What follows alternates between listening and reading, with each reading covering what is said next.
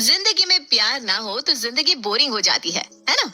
और पिछले 27 सालों से ऐसी ही बोरिंग लाइफ चल रही थी रोहन की, जिसकी लाइफ में बस घर और ऑफिस ही रह गया था।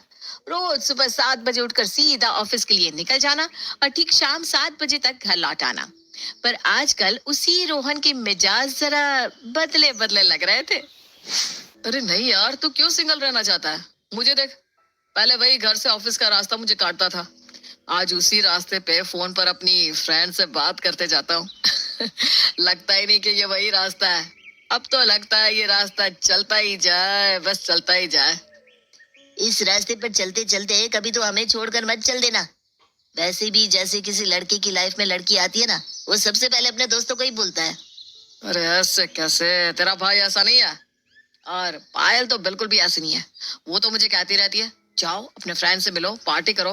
अरे बड़ी अच्छी लड़की है यार। आई थिंक आई लाइक हर। अच्छा चल, रख रख, उसका कॉल आ रहा है। ऑफिस से निकलकर रोहन फोन पर बात करता करता 8:30 बजे घर पहुंचता है। आपको क्या लगता है ये पोकर सिर्फ हॉलीवुड टाइप के लोग खेलते हैं? ना, आजकल आप जरा देरी से नहीं आने लगे हैं राजा साहब। कोई बात? क्या बिना, क्या बात होगी पापा? ये भी कभी जवान थे बेटा। मुझसे पहले ये ना छोटे छोटे बाल रखते थे, पर जिस दिन मैंने कह दिया कि मुझे लंबे बालों वाले लड़के पसंद है, उस दिन से उन्होंने कभी बाल ही नहीं कटवाए।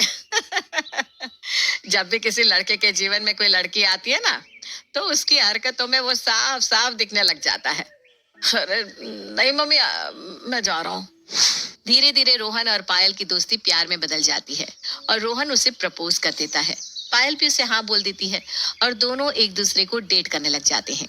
एक रात रोहन 2 बजे कंबल में छिप कर पायल से बात कर रहा होता है, पर वो इतनी जोर से बात कर रहा था कि उसकी आवाज उसके पापा मम्मी के बेडरूम तक पहुंच जाती है।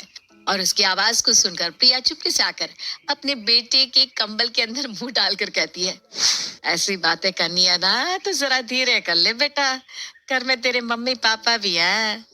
वैसे तो बड़ा शर्माता है और अभी अपनी प्राइवेट बातें इतने जोर जोर से कर रहा है, सब कुछ साफ साफ सुनाई दे रहा है हमें। मामा मामा क्या कर रहा है? हाँ, कब ला रहा है हमारी बेटी को घर, या इस तरह से बात करके छोड़ देने का इरादा है इसे? और अगर ये पसंद नहीं ना तो मैं तेरे लिए शर्मा जी की बेटी फाइनल कर देती हूँ। नहीं नहीं नहीं मम्मी, मुझे पायल पसंद है, मैं पायल से ही शादी करना चाहता हूँ। और चट मंगनी पट ब्याह कर पायल रोहन के घर आ जाती है। शादी के पहली रात दूल्हे की तरह अपने मन में कई अरमान लिए रोहन अपने बेडरूम में आता है, जहां वो देखता है कि पायल किसी नई नवेली दुल्हन की तरह घूंघट ना उड़कर सर पर हाथ रखे बैठी है।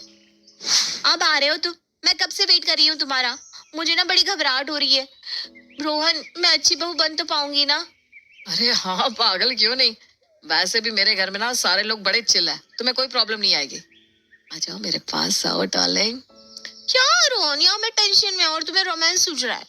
शादी करके अपने घर से तुम्हारे घर 20 किलोमीटर पास तो आ गई, अब और कितनी पास आऊं? ये क्या? पायल बिस्तर की दूसरी तरफ करवट लेकर अपने आप से बातें करते करते सो जाती है। अगली सुबह पायल, ये पायल सुबह सुबह कहाँ चली गई? पायल, पायल बेबी, उठ गए तुम? बेड के साइड में चाय है, पी लेना। मैं मम्मी जी से विमेंस टॉक कर रही हूँ, मुझे टाइम लगेगा। ये मुझसे शादी करके आई है या मम्मी से? अब घर में रहकर भी मैं क्या करूंगा, छोड़ो ऑफिस ही चला जाता हूँ। बेचारा रोहन पायल का इंतजार करते करते ऑफिस निकलने लगता है। अरे रोहन, तुम ऑफिस क्यों जा रहे हो? शादी के दूसरे ही दिन कौन ऑफिस जाता है? तो घर पर रहकर भी क्या करूंगा पापा, ऑफिस में बहुत काम है। शादी के लिए ऐसे भी मैंने 1 हफ्ते की छुट्टी ले रखी थी, अब सोच रहा हूँ चला ही जाऊं। पर मैंने तो तुम्हारे लिए टिफिन भी पैक नहीं किया, तुम खाओगी क्या? कोई बात नहीं पायल, तुम बिजी थी ना तो मैंने तुमसे कुछ नहीं कहा, मैं बाहर खा लूंगा। और अपना लैपटॉप बैग उठाकर रोहन ऑफिस के लिए चल देता है। पायल पूरा दिन अपने सास ससुर के साथ बिताती है। वो हर काम करती जो उसकी सास को पसंद होता और वैसा ही खाना बनाती जो उसके ससुर को पसंद होता, ताकि वो एक अच्छी बहू बन सके। रात को जब रोहन ऑफिस से घर वापस आता है, विजय कहता है, बिल्कुल ठीक समय पर आए हो बेटा तुम।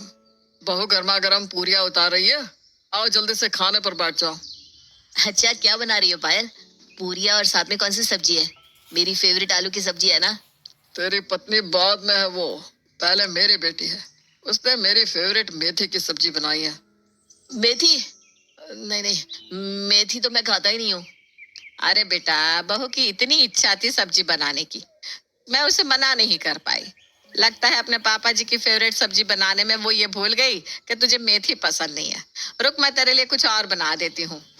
तभी पूरिया लेकर पायल किचन से बाहर आती है और ये सुन लेती है। Oh my God, I am so sorry Rohan, मैं कैसे भूल गई कि तुम्हें मेथी पसंद ही नहीं है। सुबह तुम्हें टिफिन भी नहीं दे पाई और अब ये।